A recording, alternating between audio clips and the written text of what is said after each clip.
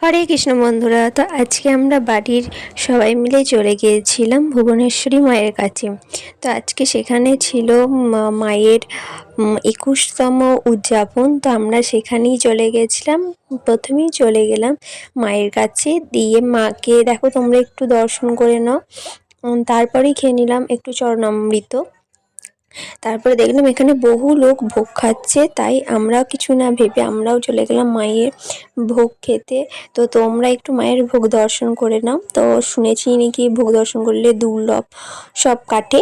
তো দেখো প্রথমেই দিয়ে দিল এখানে পায়েস, আর এখানে দিয়ে দিল নিম বেগুন ছেচকি। আর এটা একটা গল্প আছে, এই নিম বেগুন ছেচকি যদি একবার খাওয়া হয় এই মাঘ মাসে পয়লাতে, তাই এটা তোমরা সারা জীবনই খেতে পারবে, কোনো বাধা নিষেধ হবে না। তারপর এখানে আতপ চাল বা খাস চালে এখানে খিচুড়ি দেওয়া হলো। তারপরে এখানে আলুর দম। তো এটার কম্বিনেশনও সত্যি বলছি দারুণ খেতে হয়েছিল।